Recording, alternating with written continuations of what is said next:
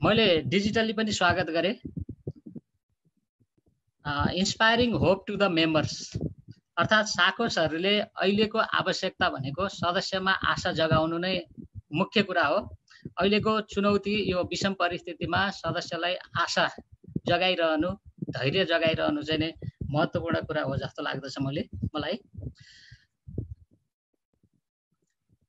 पैसा केका लागि भन्दा गुणस्तरीय जीवनका लागि पैसा अर्थात् quality life, money for the quality life भन्छौँ हामी।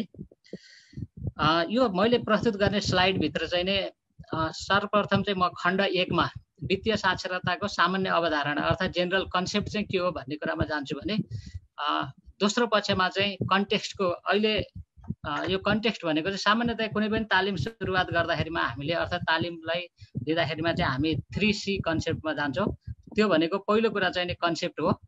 कन्सेप्ट भनेको त्यो विषयवस्तु सम्बन्धी ज्ञान हो अर्थात् प्रष्ट बुझाइ हो। कन्टेक्स्ट भनेको चाहिँ नि जो लक्षित वर्ग छ र त्यो वातावरण अर्थात् लक्षित वर्ग भनेको हामीले जसलाई वित्तीय साक्षरता प्रदान गर्दैछौँ त्यो व्यक्तिको पूर्व ज्ञान, त्यसपछि गएर त्यो व्यक्तिको अहिलेको आर्थिक अवस्था, त्यहाँको वातावरण, यी सबै कुराहरूलाई चाहिँ हामी कन्टेक्स्टभित्र राख्छौँ। उसको उमेर, यी कुराहरू कन्टेक्स्टभित्र आउँछन् भने कन्टेन्ट चाहिँ भनेको चाहिँ नि त्यो व्यक्तिले बुझ्ने गरी कुन भाषा, के शब्द, के उदाहरण प्रस्तुत गरिन्छ, के विधि प्रयोग गरिन्छ अर्थात् के सामग्री प्रयोग गरिन्छ त्यो चाहिँ कन्टेन्टभित्र आउँदछ। सामान्यतया वित्तीय साक्षरताको चाहिँ नि परिभाषालाई हेर्ने हो भने वित्तीय सचेतना, ज्ञान, सिप, धारणा र व्यावहारिक परिवर्तनको समग्रता नै वित्तीय साक्षरता हो, जसले मानिसलाई उचित वित्तीय निर्णय लिन सहयोग गर्दै मानिसलाई आर्थिक समृद्धि प्राप्त गर्न सहयोग गर्दछ भनेर organisation for economic cooperation and development अर्थात् यसलाई OECD पनि भनिन्छ सर्ट फर्ममा, उसले दिएको परिभाषा चाहिँ यस प्रकार रहेको छ। यसले विशेष गरी जोड दिन खोजेको चाहिँ ज्ञानको चाहिँ 4वटा डाइमेन्सनहरू अर्थात् आयामहरू हुन्छ भनेको छ। सामान्यतया सोशल साइन्सको चाहिँ नि 4वटा डाइमेन्सन हुन्छ। एउटा चाहिँ ज्ञान हुन्छ, त्यसपछि गएर सिप हुन्छ, ज्ञान र सिपले धारणा विकास गर्छ र त्यस व्यवहारमा आउँदछ भन्ने छ। र वित्तीय साक्षरताभित्र पनि के ज्ञान हो, के सिप हो र त्यसले के धारणाको विकास गर्दछ र त्यो व्यवहारमा कसरी देखिन्छ भन्ने कुरा हामी छलफल गर्छौँ। वित्तीय साक्षरताको तालिमको उद्देश्यको बारेमा भन्नुपर्दा चाहिँ सदस्यको लागि भन्ने हो भने चाहिँ यसले सदस्यलाई व्यक्तिगत पारिवारिक वित्तीय मार्गचित्र निर्माण गर्न सहयोग गर्छ। अर्थात् परिवारलाई चाहिँ नै उसको फाइनेन्सियल डिरेक्सन के हो त वित्तीय मार्गचित्र कोर्नलाई सहयोग गर्दछ। जिम्मेवार र उत्तरदायीपूर्ण वित्तीय निर्णय लिन सहयोग गर्ने भन्ने छ। अर्थात् यो भनेको चाहिँ पैसाको जहिले पनि विवेकपूर्ण निर्णय लिनुपर्छ। पैसा एउटा साधन हो, साधनलाई सही तरिकाले चलाउन सकेन भने त्यसले जोखिम निम्ताउँछ र साधनलाई सही तरिकाले चलाउन सक्यो भने त्यसले चाहिँ मानवीय हित ल्याउँदछ। त्यसैले पैसालाई जिम्मेवार र उत्तरदायीपूर्ण भएर अर्थात् वित्तीय निर्णय लिँदाखेरिमा चाहिँ कसरी जिम्मेवार बन्न सकिन्छ भन्ने कुरा सिकाउने काम चाहिँ वित्तीय साक्षरताले गर्दछ। यस्तै गरी सदस्यलाई वित्तीय पहुँच बढाउन सघाउने भनेको सदस्यलाई चाहिँ यसले डिमान्ड क्रिएट गर्न चाहिँ अर्थात् सदस्यको तर्फबाट माग सिर्जना गर्न, वित्तीय पहुँचमा चाहिँ फाइनेन्सियल इन्क्लुजनमा चाहिँ माग पक्षबाट चाहिँ वित्तीय साक्षरतालाई चाहिँ एउटा प्रभावकारी औजार मानिन्छ। वित्तीय स्वतन्त्रता र सम्पन्नतातिर उन्मुख गराउने काम गर्दछ। यस्तै गरी यसले वित्तीय सेवा उपभोगको अधिकार र दायित्वहरूलाई संस्थागत गर्ने काम गर्दछ। भने संस्थाको तहमा चाहिँ यसले संस्थाको वित्तीय स्वास्थ्यमा मद्दत पुर्याउने काम गर्छ। किनभने सदस्यहरूले जब आफ्नो अधिकार र कर्तव्य बुझ्छन् त्यसपछि सदस्यले संस्थाप्रतिको सम्बन्ध कस्तो हुनुपर्दछ भन्ने कुरालाई सदस्य जागरुक भएर आउँछन्, जसले गर्दा वित्तीय स्वास्थ्य कायम गर्न सहयोग पुग्दछ। संस्थामा सेवा उत्पादनलाई सुधार गर्न, सेवामा विविधीकरण गर्न सघाउने, सेवा प्रवाहमा वृद्धि गर्न सहयोग गर्ने काम गर्दछ। यस्तै गरी वित्तीय साक्षरताले अल्टिमेट चाहिँ नै संस्थामा गुणस्तरीयता कायम गराउँछ। यसले पछि गएर जब हामी सदस्यलाई सिकाउँछौँ त्यसको प्रभाव चाहिँ फेरि त्यसको रिजल्ट चाहिँ हामीतिरै फर्केर आउँछ र हाम्रो संस्था चाहिँ गुणस्तरीय हुन्छ र यस्तै गरी संस्थाको ख्याति र इज्जत बढाउन पनि सहयोग गर्दछ। People is the most important assets of the credit union भनिन्छ। सहकारीमा पैसा भन्दा पिपल चाहिँ धेरै भ्यालुएबल हुन्छ। त्यो कारणले के भनिन्छ भने जब हामी सदस्यलाई बनाउँछौँ तब पैसा चाहिँ आफै बन्छ। त्यसैले वित्तीय साक्षरताले चाहिँ सदस्यको क्षमता विकास गर्ने काम गर्दछ। यस्तै गरी मैले एफडब्ल्यू राइफाइसनको एउटा भनाइलाई पनि जोड्न खोजेँ। साकसहरू आफैले सदस्यहरूलाई ऋण दिने कुरामा मात्र ध्यान केन्द्रित गर्नु हुँदैन, तिनीहरूको मुख्य उद्देश्य रकमको सही सदुपयोग र प्रभावकारी व्यवस्थापन गराउनेतर्फ हुनुपर्दछ। सदस्यहरूको नैतिक तथा भौतिक मूल्यहरूको सुधारतर्फ उन्मुख हुनुपर्दछ भन्नुभएको छ। यो भनेको चाहिँ नि सदस्यहरूको नैतिक मूल्य भनेको चाहिँ नि इमान्दारीपूर्ण तवरले जहिले पनि फाइनेन्सियल लिटरेसीमा एउटा के छ भने पैसा महत्त्वपूर्ण साधन त हो, तर पैसालाई फेयर तरिकाबाट प्राप्त गर्नुपर्छ भनेको पैसा प्राप्त गर्दाखेरिमा चाहिँ यसको नैतिक मूल्य मान्यतामा रहेर प्राप्त गर्नुपर्दछ भन्ने छ। र त्यो पैसाले चाहिँ मानिसको भौतिक जीवन चाहिँ नि अब आध्यात्मिक जीवनमा कति सुधार ल्याउन सक्छ सक्दैन भन्ने पछि चाहिँ नि एउटा बहसको विषय होला, तर भौतिक मूल्य मान्यता अर्थात् भौतिक जीवन सुधार गर्नको लागि भौतिक सुख सुविधा ल्याउनको तर्फ चाहिँ नि आर्थिक स्रोतले काम गर्दछ भन्नुभएको छ उहाँले। यस्तै गरी एफडब्ल्यू राइफाइसनको अर्को भनाइ पनि मलाई जोड्न मन लाग्यो। आर्थिक समृद्धिका लागि उहाँले दुईवटा उपायहरू भन्नुभएको छ, एउटा चाहिँ नि बचत, अर्को चाहिँ परिश्रम भन्नुभएको छ। मैले यसलाई चित्रमा पनि देखाउन खोजेँ।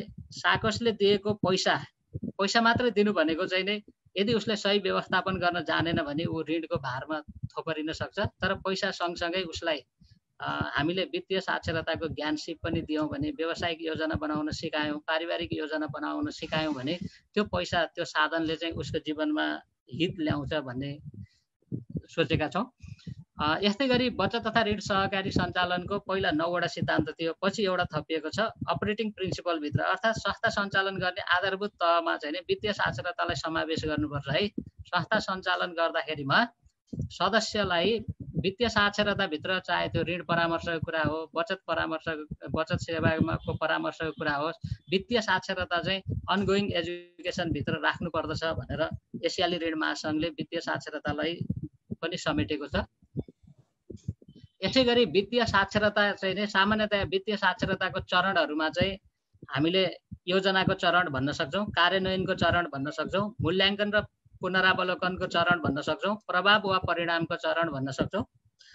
यो 4वटा चरणभरिमा सबैभन्दा पहिलो सुरुमा योजना। हामीले जहिले पनि वित्तीय साक्षरतामा चाहिँ नि सदस्यलाई योजना बनाउन सिकाउँछौँ। त्यो भित्र सबैभन्दा पहिलो सुरुमा वित्तीय लक्ष्य निर्माण गर्न सिकाउँछौँ, अर्थात् पारिवारिक योजना बनाउन सिकाउँछौँ, यो योजना अन्तर्गत पर्दछ।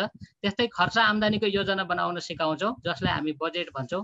अब बचत योजना बनाउन सिकाउँछौँ। वित्तीय साक्षरताले व्यावसायिक योजना बनाउन पनि सिकाउँछ, लगानी योजना बनाउन सिकाउँछ, ऋण योजना बनाउन सिकाउँछ र जोखिम व्यवस्थापन योजना गर्न सिकाउँदछ।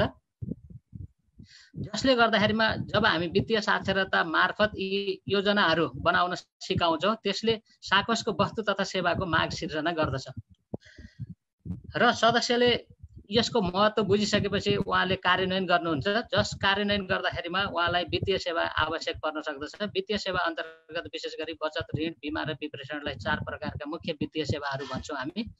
र यस्तै गरी व्यवसायको सुरुवात वा विस्तार गर्नु कार्यान्वयनको चरण हो, खर्च आम्दानीको लेखाङ्कन गर्नु, लेखेर राख्नु कार्यान्वयनको चरण हो, पुँजी बजारमा प्रवेश गर्नु कार्यान्वयनको चरण हो, बिमा सेवामा आबद्धता हुनु चाहिँ कार्यान्वयनको चरण हो, जुन चाहिँ साकसका वस्तु तथा सेवाको प्रवाहसँग सम्बन्धित हुन्छ।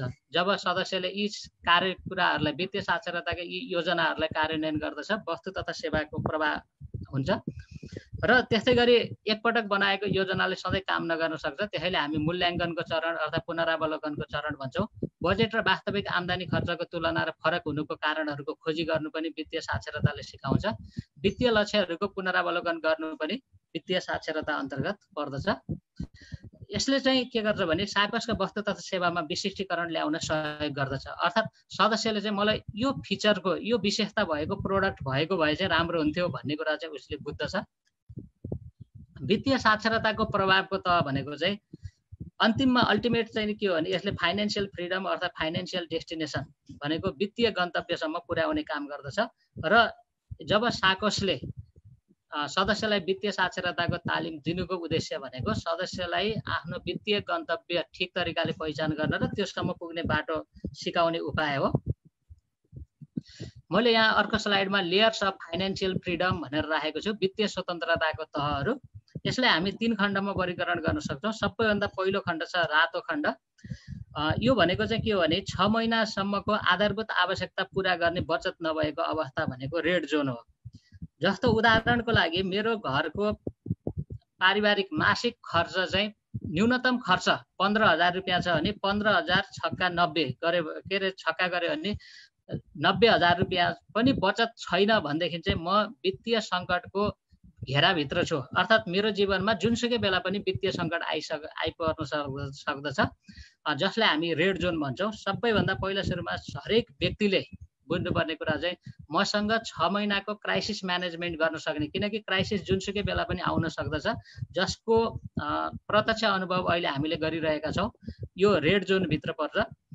त्यसपछि मान्छेले यदि यो पुरा भइसकेको अवस्था छ भने त्यसपछि दोस्रो लेयर भनेको चाहिँ आधारभूत वित्तीय स्वतन्त्रता भनेर भन्छौँ।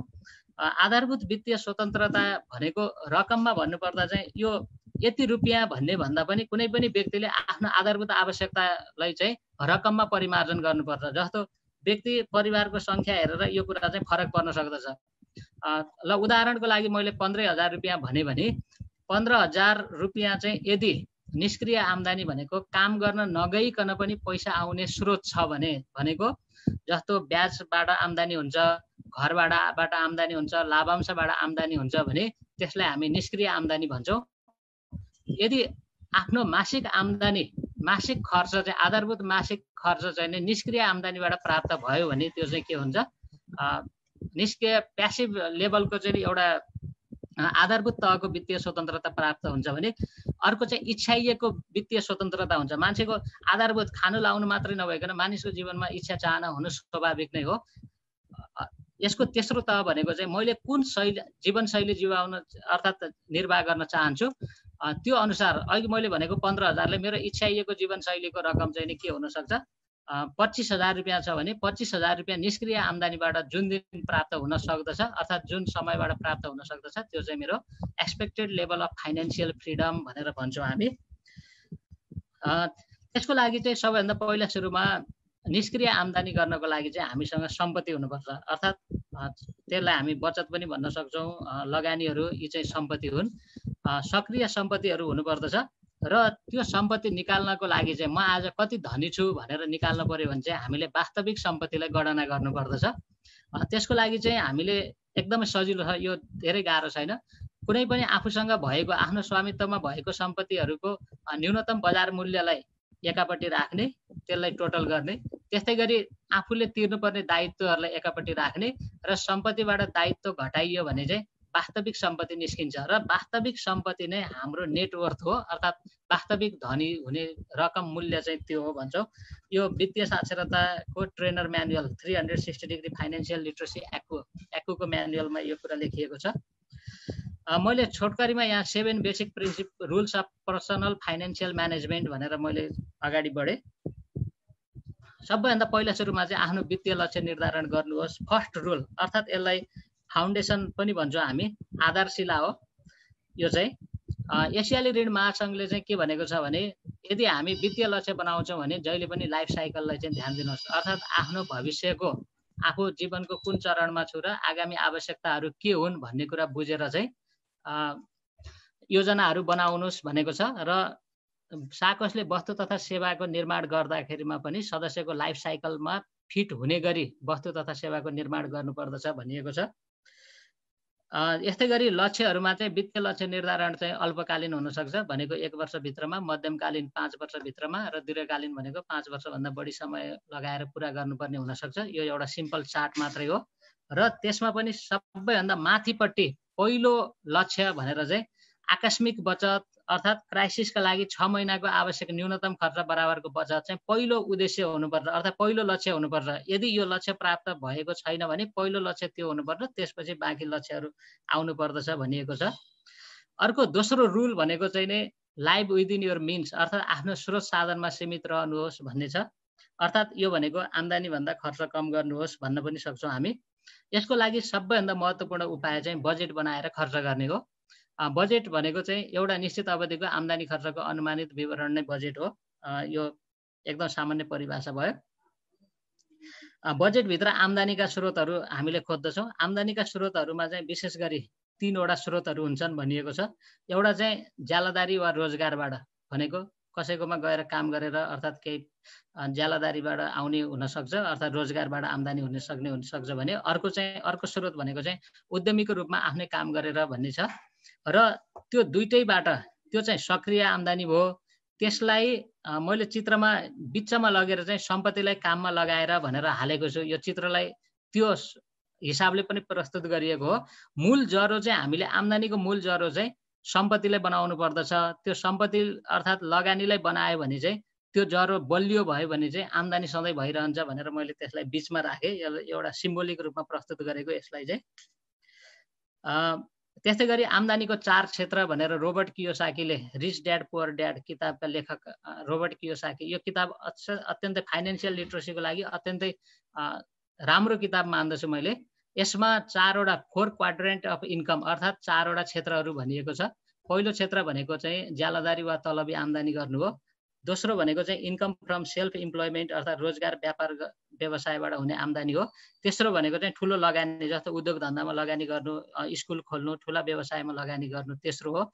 यो तीनवटै चाहिँ सक्रिय आम्दानीका क्षेत्रहरू हुन्। भनेको आफू इन्भल्भ हुने अर्थात् कर्मचारी लगाएर गर्ने खालका हुन् भने चौथो क्षेत्र भनेको चाहिँ इन्भेस्टमेन्टको सेक्टर हो, जहाँ लगानी, रियल इस्टेट, मुद्दती बचत यी क्षेत्रहरू चाहिँ आउँदछन्। र चौथो क्षेत्रलाई चाहिँ हामी फाइनेन्सियल फ्रिडमको लागि चाहिँ चौथो क्षेत्र चाहिँ बढी मजबुत हुनुपर्दछ भनिएको छ। हुन त यसमा अलिकति प्याराडक्स के पनि पाइन्छ भने सामान्यतया सम्पत्तिमा चाहिँ कर र मूल्य वृद्धि चाहिँ सम्पत्ति वृद्धिका दुई शत्रुहरू हुन् अर्थात् अवरोधहरू हुन् भनेको पाइन्छ। यसलाई पनि हामी र सम्पत्ति वृद्धि गर्दाखेरिमा जति हामी सम्पत्ति वृद्धि गर्छौँ त्यति नै कर दायित्व थपिँदै जान्छ र मुद्रास्फीति कुन दरमा जान्छ भन्ने कुरो हामीलाई थाहा हुँदैन। अब कर व्यवस्थापन गर्ने कुरा पनि हामी जस्तो लगानी गर्ने मान्छेलाई चाहिँ कर योजना बनाउन सिकाउँछौँ भने त्यो पनि वित्तीय साक्षरताभित्र जोडिने विषय हो। यस्तै गरी सम्पत्ति र दायित्वको इन्कम र एक्सपेन्सेस अर्थात् आम्दानी र खर्चसँगको प्रत्यक्ष सम्बन्ध हुन्छ। जब सम्पत्ति बढ्छ त्यसले आम्दानी बढाउन सहयोग गर्छ भने दायित्व बढ्छ भने खर्च बढाउन सहयोग गर्दछ। त्यस्तै गरी मैले यहाँ बजेटको प्रकारलाई चित्रात्मक तरिकाले प्रस्तुत गर्न खोजेँ। आम्दानी भन्दा खर्च बढी भयो भने घाटा बजेट हुन्छ। आम्दानी र खर्च बराबर हुनु जीविकोपार्जनको अवस्था हो भने आम्दानी बढी हुनु भनेको चाहिँ नाफा बजेट हो। घाटा बजेट बनाउँदाको परिणाम चाहिँ यसलाई हामी आम्दानीको उल्टो चक्र पनि भन्छौँ, अर्थात् यो भनेको विपन्नतातर्फ उन्मुख हुनु हो भन्न सक्छौँ भने नाफा बजेट भनेको चाहिँ नै अर्थात् आम्दानी बढी भएको बजेट बन्नु भनेको चाहिँ सम्पन्नतातर्फ लाग्नु हो, अर्थात् यसलाई हामी आम्दानीको सुल्टो चक्र भन्न सक्दछौँ। मैले बजेटलाई पालना गर्ने यो दुईवटा नियमलाई मात्र जोड्न खोजेँ। छन त बजेटभित्र थुप्रै छन्, बजेटको महत्त्व अनि बजेट पालना गर्न ध्यान दिनुपर्ने कुराहरू, बजेट कसरी बनाउने भन्ने धेरै छ यो, तर मैले यतिमा मात्रै टुङ्गाएँ। वारेन बफेटले भनेको rule number 1 never lose money अर्थात् पैसालाई यत्तिकै गुमाउनु हुँदैन भन्ने छ, र rule number 2 never forget rule number 1। यो रुल नम्बर 1 लाई चाहिँ रुल नम्बर 2 ले चाहिँ के भन्छ भने कहिल्यै पनि बिर्सिनु हुँदैन, किनकि मान्छेले सामान्यतया के भन्छ भने मनी डिसिजन्स आर इमोसनल, पैसाको निर्णयहरू भावात्मक हुन्छन् भनिएको छ। त्यसैले यो निर्णय चाहिँ सधैँ सम्झिरहनुपर्छ। रुल नम्बर 2 चाहिँ रुल नम्बर 1 को ब्याकअप हो भन्छु मैले। अर्को रुल फाइनेन्सियल म्यानेजमेन्टको रुल भनेको build it as habit always saving अर्थात् पहिल्यै बचत पछि पनि बचत भन्छ। जहिले पनि बचत गर्नका लागि उन्मुख हुनुपर्दछ। वित्तीय स्वतन्त्रताको लागि तपाईँले कति कमाउनु भयो भन्दा कति जोगाउनु भयो त्यो महत्त्वपूर्ण हुन्छ। बचत किन गर्ने भन्ने कुरालाई मैले जोड्न खोजेँ। बचत किन गर्ने भन्ने कुरालाई चाहिँ एउटा उदाहरणबाट मात्र राख्न खोजेको। आफ्नो सन्तानको उच्च शिक्षाको लागि आजको 10 वर्षपछि रु 2 लाख दिनु छ भने विकल्प 1 आजैबाट रु मासिक 1000 दिने 10% ब्याज दरमा अर्धवार्षिक कम्पाउन्ड गर्ने हो भने 2 लाख रुपियाँ हुन्छ। विकल्प 2 चाहिँ आजको 10 वर्षपछि ऋण खोजेर रु 2 लाख रुपियाँ दिने। कुन विकल्प रोज्नुहुन्छ भने चाहिँ पक्कै पनि सजिलो विकल्प भनेको आज 1000 दिन चाहिँ सजिलो हुन्छ होला। सामान्यतया बचत भनेको फाइनेन्सियल ड्रिम अर्थात् वित्तीय लक्ष्य पूरा गर्ने माध्यम बन्नु पर्दछ। यहाँ एउटा अनौठो प्रश्न पनि छ, के तपाईँलाई थाहा छ निर्जीव भएर पनि बच्चा जन्माउने चिज के हो भनेर सोधेको छु मैले। पक्कै पनि उत्तर तपाईँहरूले मनमा नै सोचिसक्नु भएको छ होला, पैसा हो। पैसाले पैसा बनाउँदछ। अन्य कुराले फर्निचरले फर्निचर नबनाउन सक्छ अर्थात् बनाउँदैन हैन, तर पैसा मात्रै संसारमा निर्जीव चिज यस्तो एउटा मात्रै निर्जीव चिज छ जसले बच्चा जन्माउँछ अर्थात् रिप्रोड्युस गर्दछ, अर्थात् आफू जस्तै चिज बनाउँछ, त्यो भनेको चाहिँ पैसा हो भनिएको छ। यो पनि हामीलाई धेरै एकदमै अभ्यासमा ल्याएको अर्थात् हामीले सहजीकरण गरिराखेको जानिराखेको विषय हो। बचतको सुनौलो सूत्र भनेका छौँ आम्दानी माइनस बचत बराबर खर्च, पहिला बचत गर्नुपर्दछ भन्ने सन्देश हो। अर्को यसको रुल नम्बर 4 चाहिँ नि take money from others if you can make more money do not take more than your capacity भन्छ। अर्थात् पैसा बनाउनको लागि मात्र पैसा लिनुहोस्, तिर्न नसकिने गरी कहिल्यै नलिनुहोस् भन्दछ। त्यो भनेको चाहिँ ऋण हो, अर्थात् ऋण सापटी हो। ऋण चाहिँ के हुनुपर्छ भने स्वनिर्भर र सम्मानित जीवनका लागि ऋण हुनुपर्दछ। ऋण उद्यमशीलताको साधन हो भन्दछौँ हामी। अब यो पनि सामान्य कुरा भयो चित्र मार्फत। ऋण सम्मानित र आत्मनिर्भरताको लागि हुनको लागि ऋणको सही सदुपयोग हुनुपर्दछ, न कि दुरुपयोग। ऋण परामर्श गर्ने कुरा वित्तीय साक्षरताभित्र ऋण परामर्श असाध्यै महत्त्वपूर्ण विषय छ, त्यसैले मैले यसलाई यहाँ जोडेँ। मैले यो सिम्बोलिक रूपमा पैसा, घर, घडी, बिजुली र छाता भनेर जोडेको छु, यो सम्झिन सजिलो होस् भनेर। अनि एडल्ट लर्निङमा हामी सामान्यतया चाहिँ एउटा सिम्बोलिक कुराहरू प्रयोग गर्यो भने चाहिँ नै सिकाउन सजिलो हुन्छ भनेर यस्ता चिजहरू चाहिँ प्रयोग गर्छौँ। पैसा भनेको आवश्यक रकम, किस्ता रकम, ब्याज रकम थाहा पाउने चाहिँ नि के हो त पैसा हो। अर्थात् हामीले दिने जुन लोन पेमेन्ट स्केड्युल भनेको त्यो पैसासँग सम्बन्धित कुरा भयो। त्यस्तै गरी घर भन्छ। घर भनेको चाहिँ नि के हो त धितो राख्नुपर्ने हो कि होइन भन्ने कुरालाई जोड्न खोजेको हो। घडी भनेको ऋणको कुल समयावधि, किस्ता समय, ग्रेस समय थाहा पाउने कुरा भयो। बिजुली भनेको ऋणको शर्त पुरा नभएमा लाग्ने हर्जना, जरिवाना वा संस्थाले बढाउने कार्यवाहीहरू भयो। यो भनेको चाहिँ बिजुली अति उपयोगी चिज हो, चलाउन जाने भने, चलाउन जानेन भने यो जति जोखिम कुरा केही होइन भन्न खोजेको हो। ऋणमा पनि त्यस्तै हुन्छ, चलाउन जाने भने चाहिँ त्यो राम्रो चिज हो, चलाउन जानेन भने चाहिँ त्यो ऋणले आफैलाई पोल्दछ। छाता भनेको चाहिँ नि हामीले जे कामका लागि पैसा लगेका छौँ त्यसमा चाहिँ परियोजनाको बिमा, ऋणीको बिमा, सुविधा संस्थाले दिन्छ कि आफैले बिहोर्नुपर्छ भन्ने कुरा चाहिँ थाहा पाउनु पर्दछ भन्ने कुरा जोडिएको छ। अर्को चाहिँ कम्पेयर द कस्ट भन्छ। यो जहिले पनि लागतलाई तुलना गर्नुपर्दछ, किनकि बजारमा विकल्पहरू हुन्छन् र सही विकल्प, उत्तम विकल्प छनौट गर्न सक्नुपर्दछ। यसको लागि मैले सागरहरूले सिकाउनै पर्ने कुरा अर्थात् सदस्यले जान्नै पर्ने कुरा चाहिँ एउटा के हो भने ऋणको लागतको कुरा। ऋणको लागतमा चाहिँ वित्तीय लागतमा चाहिँ नि के हुन्छ, प्रत्यक्ष लागत र अप्रत्यक्ष लागत हुन्छ। ब्याज दर, प्रशासनिक शुल्क, इन्सुरेन्स खर्च यिनीहरू चाहिँ प्रत्यक्ष लागत हुन् भने वित्तीय संस्थासम्म जाने भाडा, कागजपत्र तयार पार्दा लाग्ने शुल्क, धितो मूल्याङ्कनमा तिर्नुपर्ने शुल्कहरू, बचत खातामा राख्नुपर्ने न्यूनतम मौद्दात यी चाहिँ अप्रत्यक्ष शुल्क हुन्। त्यस्तै गरी गैर वित्तीय लागत पनि हुन्छ। ऋण पाउन लाग्ने समय, तिर्न जाँदा लाग्ने समय, यस समयमा सदस्यले गर्न सक्ने न्यूनतम आम्दानी, भुक्तानी तरिका यी चाहिँ गैर वित्तीय लागतका कुराहरू हुन्। यी चिजहरू पनि हामीले ऋण परामर्श गर्दाखेरिमा सिकाउनु पर्दछ। र यस्तै गरी हामीले ऋणमा सिकाउनै पर्ने कुरा चाहिँ लागतको विषयमा चाहिँ नि लागत दर र प्रभावकारी लागत दर बीचको भिन्नता सिकाउनु पर्दछ।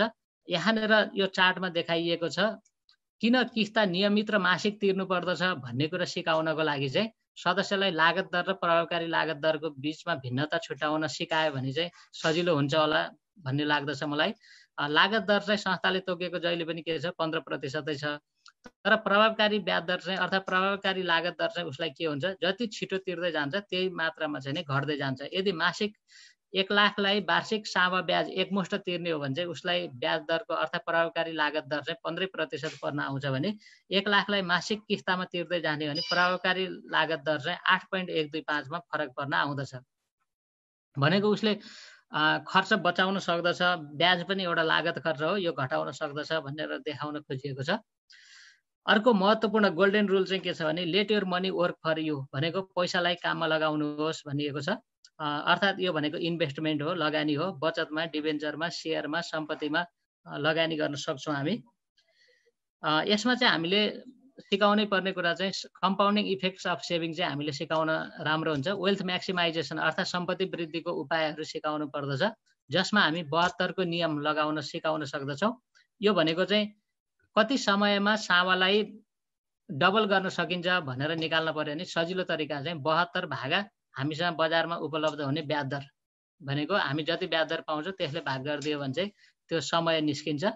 यस्तै गरी हामीले बुझाउनै पर्ने कुरा अर्को चाहिँ नि सदस्यलाई बुझाउनै पर्ने कुरा चाहिँ इफेक्टिभ इन्ट्रेस्ट रेट र इन्ट्रेस्ट रेट्स भन्ने कुरा चाहिँ फरक हो। अर्थात् ब्याज दर र प्रभावकारी ब्याज दर भन्ने कुरा चाहिँ फरक हो भन्ने कुरा पनि सिकाउन सक्छौँ। जस्तो कि 1 लाख रुपियाँलाई 9% का दरले अब कसैले के भन्न सक्छ भने 9% ब्याज भन्न सक्छ, तर त्यो कम्पाउन्डिङ कहिले कसरी हुन्छ भन्ने कुराले चाहिँ प्रभाव पार्दछ भन्ने कुरा चाहिँ के हुन्छ भने 9% मात्रै वार्षिक हुने हो भने 9,000 मात्रै आउने भयो। तर त्यही 1 लाख रुपियाँ चाहिँ 8.75% ब्याज दरले चाहिँ क्वार्टरली कम्पाउन्डिङ हुने गरी राख्यो भने चाहिँ त्यो 9,041 रुपियाँ हुने भयो। भनेपछि ब्याज दर प्रभावकारी ब्याज दरमा हेर्दाखेरिमा चाहिँ 8.75 ले चाहिँ जित्यो। यो कुरा पनि हामी सदस्यलाई सिकाउन सक्छौँ। अब अर्को विषय छ, अर्को रुल भनेको चाहिँ rule number 7 minimise the risk and its effect भन्छ। जहिले पनि जोखिम र यसको असरलाई चाहिँ घटाउनु पर्दछ। जोखिम न्यूनीकरणको तरिकाहरूमा हामीले सामान्यतया 2वटा तरिका छ भन्छौँ। एउटा चाहिँ प्रतिक्रियात्मक तरिका, जोखिमको घटना घटिसकेपछि अपनाउने उपायहरू मात्रै हुन्, जस्तो आकस्मिकताका लागि ऋण लिनु, सम्पत्ति बेच्नु, यो चाहिँ प्रतिक्रियात्मक तरिका हो भने अर्को चाहिँ सुरक्षात्मक तरिका भन्छौँ हामी। सकेसम्म जोखिम आउनै नदिने, आए पनि यसको असर न्यूनीकरण गर्ने उपायहरूको पूर्व तयारी गर्नु, जस्तै आकस्मिक बचत गर्नु, जीवन बिमा गर्नु, सम्पत्तिको बिमा गर्नु आदि। र अहिलेका लागि उपयोगी हुने भनेको कोभिड-19 को बिमा गर्नु पनि जोखिम न्यूनीकरणको, आर्थिक जोखिम न्यूनीकरणको उपाय हो। जीवन बिमालाई चाहिँ संसारकै उत्कृष्ट वित्तीय सेवा भनिन्छ किन भन्ने छ। किनभने यसमा चाहिँ नै 4वटा क्यारेक्टरहरू हुन्छ, अर्थात् 4वटा विशेषताहरू हुन्छन् भन्छौँ हामी। एउटा चाहिँ बचतको विशेषता हुन्छ, अर्को यस्तै गरी यसमा लगानीको विशेषता हुन्छ किनकि यसमा प्रतिफल जोडिँदै जान्छ। अर्को यसमा ऋणको विशेषता पनि हुन्छ किनकि आकस्मिकताका लागि आफूले जम्मा गरेको निश्चित प्रतिशतसम्म ऋण पाइन्छ। र अर्को चाहिँ जोखिम पनि वहन गर्दछ किनकि अन्य सेवाहरूमा यो वहन हुँदैन भने बिमाले चाहिँ जोखिम पनि वहन गर्दछ। त्यसैले यसमा 4वटा विशेषताहरू पाइने कारणले यसलाई उत्कृष्ट वित्तीय सेवा भन्न सक्दछौँ हामी। यस्तै गरी जोखिम न्यूनीकरण गर्ने कुरामा चाहिँ हामी लगानीमा जोखिम न्यूनीकरण पनि भन्न सक्छौँ हामी। अघि प्रकाश सरले पनि भनिसक्नु भएको छ, do not put all eggs in same basket हैन, do not measure depth in river with 2 feet at same time. यो चाहिँ नै वारेन बफेटले भनेका रुलहरू हुन्। यसलाई पनि हामी आत्मसात गर्न सक्छौँ। र अर्को विषय, असाध्यै महत्त्वपूर्ण विषय भनेको चाहिँ वित्तीय सक्षमता हो। अघि हामीले जति पनि कुरा गर्यौँ त्यो चाहिँ नै वित्तीय साक्षरताभित्र उसले व्यक्तिगत वित्त व्यवस्थापनको कुराहरू आउँथ्यो भने वित्तीय सक्षमता भनेको चाहिँ ऊ तयार त भयो, अब उसले के बुझ्यो भने योजना पनि बनायो, अब तर उसलाई के भयो, वित्तीय सेवा प्रदायकमा गएर कारोबार गर्ने तरिका थाहा भएन। अर्थात् उसले चाहिँ नि त्यसमा चाहिँ नि जोखिम देख्यो भनेदेखि, अर्थात् तरिका जानेन भनेदेखि चाहिँ त्यो चाहिँ वित्तीय सक्षमता चाहिँ उसमा बढेन। त्यसैले वित्तीय सक्षमता भनेको चाहिँ के हो भने कुनै पनि व्यक्तिले वित्तीय सेवा प्रदायकहरूको विशेषताहरू पहिचान गर्न सक्ने, ती वित्तीय सेवा प्रदायकहरूले प्रदान गर्ने वस्तु तथा सेवाको तुलना गर्न सक्ने र आफूलाई अनुकूल वित्तीय सेवाहरूको उपभोग गर्न सक्ने क्षमतालाई वित्तीय सक्षमता भनिन्छ। त्यो भनेको चाहिँ हामीले हाम्रो सेवाहरूको बारेमा चाहिँ उसलाई कसरी प्रयोग गर्ने हो त, ऋण लिँदा के कुरा ध्यान दिने हो, के प्रक्रिया पुरा गर्ने हो, एटिएम कार्ड कसरी चलाउने हो भन्ने कुरा सिकायौँ भने, मोबाइल ब्याङ्किङ कसरी प्रयोग गर्ने हो भन्ने कुरा सिकाउनु चाहिँ उसको वित्तीय सक्षमता बढाउनु हो, अर्थात् वित्तीय सेवा उपभोग गर्न सक्ने क्षमता बढाउनु हो। यो कुरा पनि हामीले समेट्नु पर्दछ। यस्तै गरी अहिले विशेष गरी अगाडि आएको विषय चाहिँ अघि अध्यक्षज्यूले पनि जोड्नु भएको छ, डिजिटल लिटरेसीको कुरा। अहिले विशेष गरी अब यो कोभिड-19 को समयमा त, महामारीमा त झन् यो कुरा चाहिँ अति आवश्यक भएर गएको छ। यसको महत्त्व बढेर गएको छ। Mobile banking, internet banking, ATM सेवा, debit card, credit card, QR code, scan to pay services, यी कुराहरू, सेभिङ प्रोडक्ट्स, लोन प्रोडक्ट्सकै कुरा पनि भयो। कसरी प्राप्त गर्न सक्छन्, अनलाइन विधिबाट एप्लिकेसन दिन सकिन्छ कि, यो कुराहरू चाहिँ हामीले अर्थात् हामीसँग जे छ हामी इनोभेसन पनि गर्नु पर्यो, हामीसँग पहिला सेवा पनि ल्याउनु पर्यो र यसको प्रयोग गर्नको लागि चाहिँ सदस्यलाई सिकाउनु पनि पर्यो। यो डिजिटल लिटरेसी पनि सिकाउनु पर्छ, जुन भनेको फाइनेन्सियल क्यापेबिलिटी अर्थात् वित्तीय सक्षमता चाहिँ नै विकास गर्नु हो। र यो कुराहरू चाहिँ नै मैले एकदमै जेनरल ओभरभ्यू मात्रै राखेँ यसको, फाइनेन्सियल लिटरेसीको यो चाहिँ जेनरल कन्सेप्टको कुरालाई मैले राखेँ। र अब अहिलेको कन्टेक्स्टको कुरा गरौँ। कन्टेक्स्ट भनेको चाहिँ जहिले पनि फाइनेन्सियल लिटरेसीको नलेज चाहिँ नै हामीले जब सेयरिङ गर्छौँ हामीले कन्टेक्स्टलाई एकदमै ध्यान दिनुपर्दछ, अर्थात् त्यति बेलाको वातावरण, त्यो अवस्थालाई ध्यान दिनुपर्दछ। त्यसैले अहिलेको अवस्था चाहिँ अलिकति विषम अवस्था छ।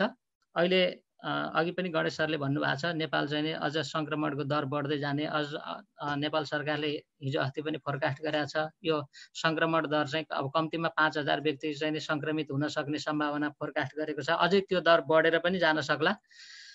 कोभिड-19 को महामारीमा वित्तीय साक्षरताको के विषय कसरी परामर्श गर्न सकिएला त भन्ने कुरा चाहिँ अब म छलफल गर्न चाहन्छु।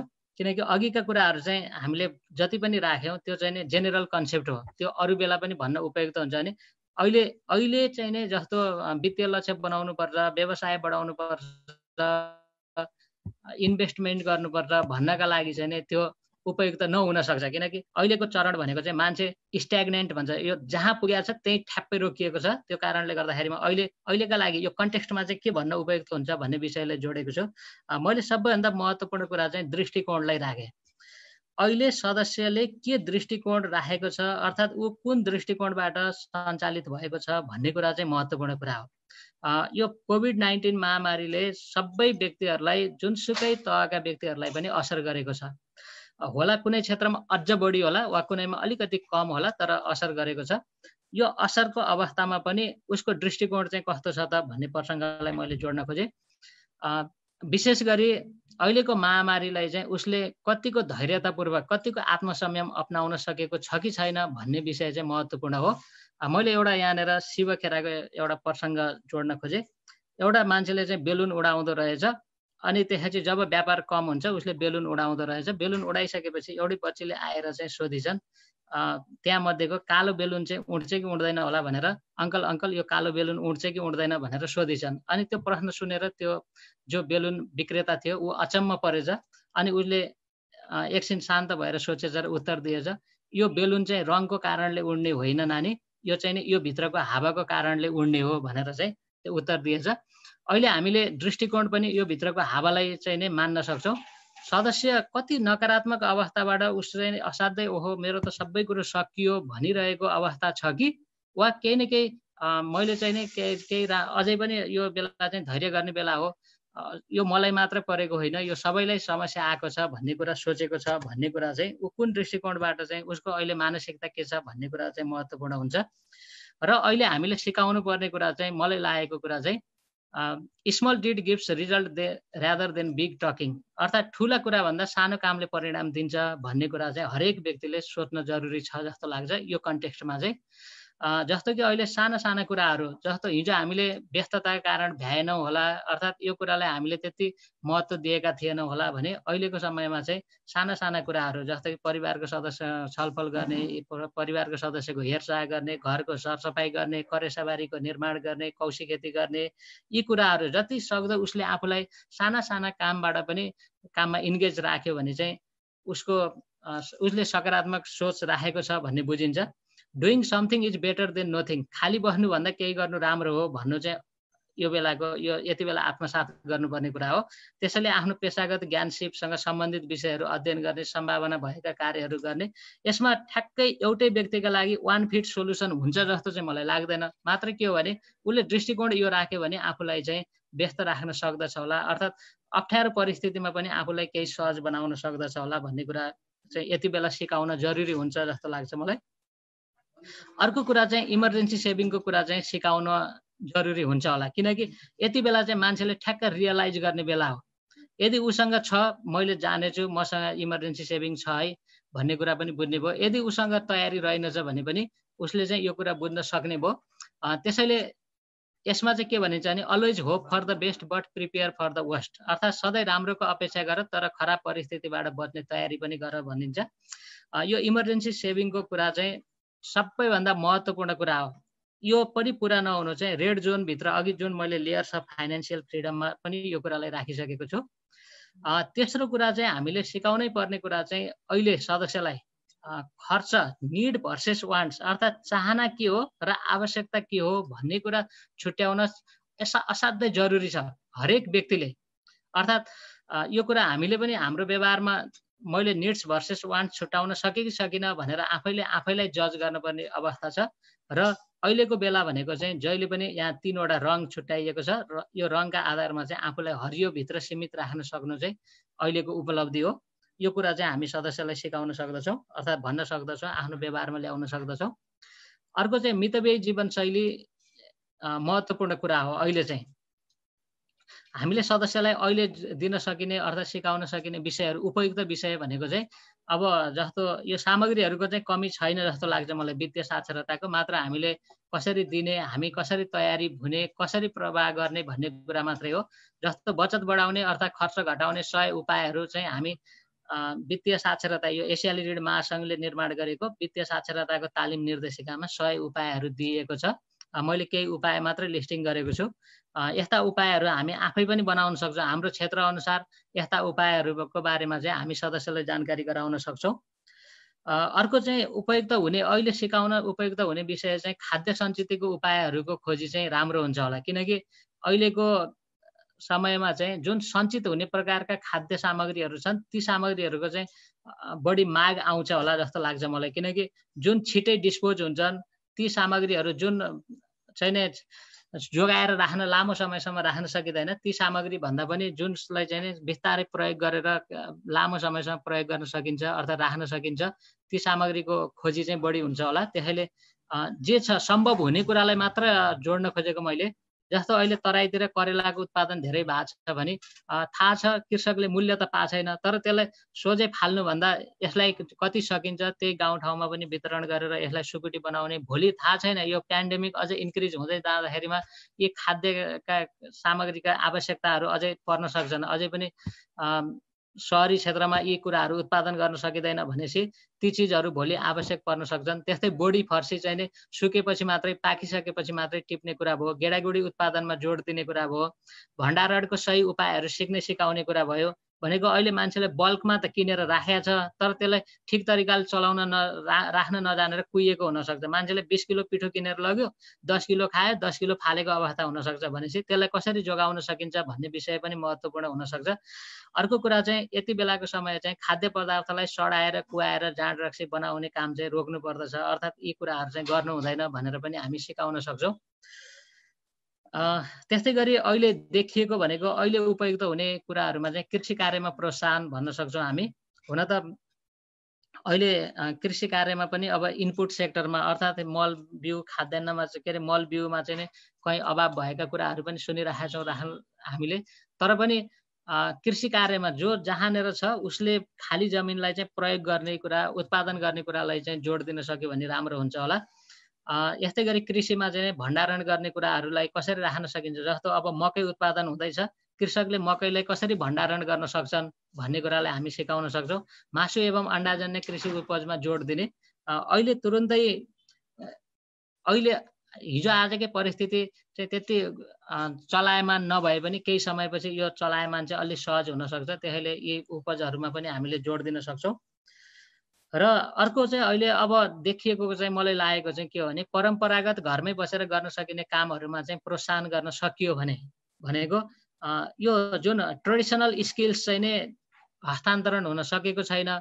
अब सबै ठाउँमा त यो सम्भव नहोला, तर जो ग्रामीण क्षेत्रमा बस्ने अर्थात् सञ्चालित हुने साकोसहरू छन्, अर्थात् सहरी क्षेत्रमा पनि कुनै सिपहरू हुन सक्छ भने यो सिपमा आधारित चाहिँ ट्रेडिसनल सिपमा आधारित कुराहरू चाहिँ कसरी साट्न सकिन्छ परिवारमा भन्ने कुरा पनि। जस्तो कि हजुरबुवाले बनाएको डोको बनाउन जान्नु भएको छ भने नातिले किन नसिक्ने भन्ने कुरा चाहिँ हामी चाहिँ नै सहजीकरण गर्न सक्छौँ। अब त्यस्तै गरी मकैको खोस्टाबाट बन्न सक्ने सामानहरू बनाउने, होइन, चकटीहरू बनाउने, यी कुराहरू हुन सक्लान्। परम्परागत कृषि औजारहरूको निर्माण गर्न सकिने कुराहरू आउन सक्ला। अर्थात् यस्ता थुप्रै उपायहरू हुन सक्लान् जुन कुरा चाहिँ नै अहिलेका लागि उपयोगी हुन सक्छन्। जो होम बेस्ड इकोनोमी चाहिँ नै हामीले अहिले प्रमोट गर्नुपर्ने कुरा छ। र अर्को कुरा चाहिँ वित्तीय साक्षरतासँग डाइरेक्ट नभए पनि पैसा मात्रै, जीवनका लागि पैसा मात्रै अन्तिम तत्त्व होइन। किनकि स्वास्थ्य, शिक्षा भन्ने कुरा पनि जोडिने हो। पैसाको उपयोगिता आउने चिजहरू भएको कारणले गर्दा अहिलेको आवश्यकता भनेको चाहिँ स्वास्थ्य र आरोग्यता सम्बन्धी सचेतना अर्थात् मनोसामाजिक परामर्श पनि असाध्यै महत्त्वपूर्ण हुन्छ। तनावका लक्षणहरू के हुन सक्छन्, तनाव घटाउने उपाय के हुन सक्छ, आर्थिक चिन्ता कसरी हटाउने, परिवारको सदस्यको हेरचाह कसरी गर्ने, आफूसँग साथमा नभएको परिवारको सदस्यको हेरचाह कसरी गर्ने, बैंक तथा वित्तीय संस्थामा जाँदा के कुरामा ध्यान दिने, सामान खरिद गर्न जाँदा अपनाउनु पर्ने सावधानीहरू, विश्व स्वास्थ्य सङ्गठनले जारी गरेका स्वास्थ्य सचेतना सम्बन्धी जानकारीहरू, यी कुराहरू चाहिँ हामीले सदस्यहरूलाई अहिले सिकाउन यो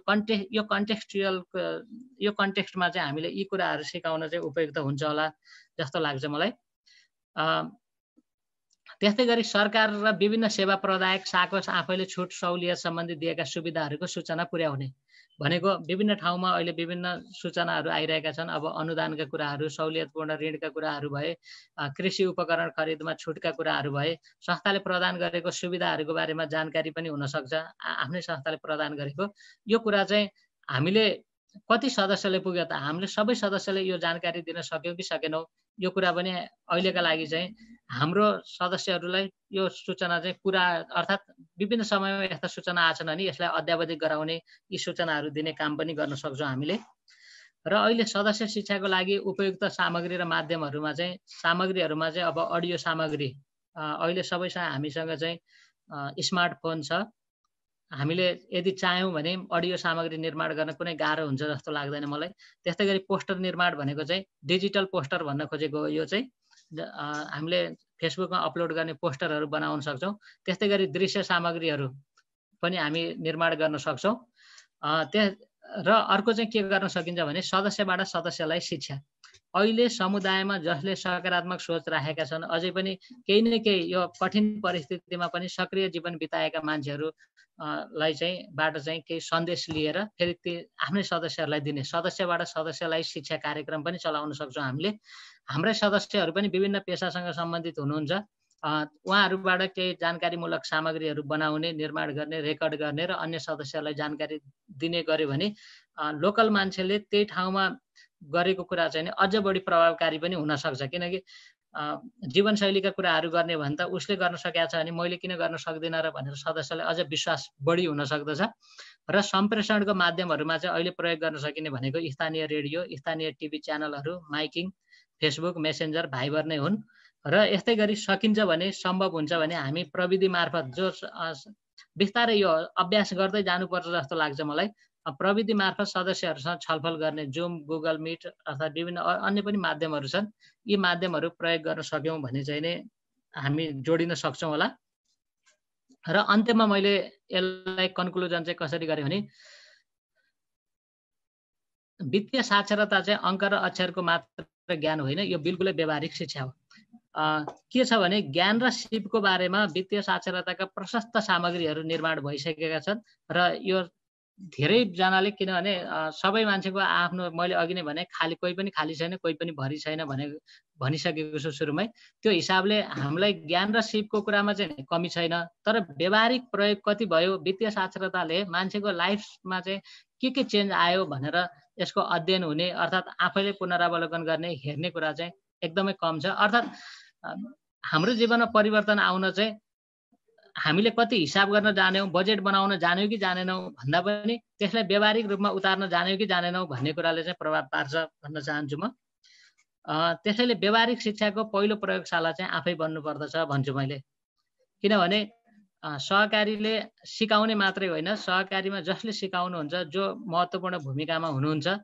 किनभने हामी चाहिँ नै असाध्यै महत्त्वपूर्ण भूमिकामा छौँ। एउटा भनाइ पनि छ, my life is my message. हामी सहकारी कर्मीहरूको चाहिँ कस्तो हुनु पर्यो भने हाम्रो जीवन आफैमा सन्देश बन्नु पर्यो। अर्थात् हाम्रा गराई, हाम्रा व्यावहारिक कुराहरू चाहिँ नै अरूका लागि प्रयोग योग्य, अर्थात् सिकाइ योग्य हुनुपर्दछ। त्यसैले वित्तीय साक्षरताको पहिलो प्रयोगशाला चाहिँ आफै बन्नुपर्दछ। जब बजेटका कुरा गर्छौँ, बचतका कुरा गर्छौँ भने पहिलो प्रयोगशाला आफैले बनाऊँ भन्छु मैले। र तेस्रो कुरा चाहिँ अहिलेको ठुलो मानवीय चुनौती भनेको चाहिँ धैर्यता गुमाउनु हो। मान्छे असाध्यै चञ्चल छ र यो चञ्चलतापन, यो अस्थिरताले मान्छेलाई झन् जोखिमतिर लैजान सक्छ। त्यसैले अहिलेको समय भनेको चाहिँ धैर्य गर्ने हो, आत्मसंयम नगुमाइकन बस्ने हो। त्यसैले म यहाँहरूलाई चाहिँ नै स्टे सेफ, स्टे होम भन्न चाहन्छु र यहाँहरूको स्वास्थ्य सुस्वास्थ्यको कामना गर्दछु। र चाँडै नै यो कोभिड-19 को महामारीबाट हामी सकेसम्म मुक्त भयौँ भन्ने शुभेच्छा राख्दै मेरो प्रस्तुतिलाई यहीँ अन्त्य गर्दछु। हस्, धन्यवाद।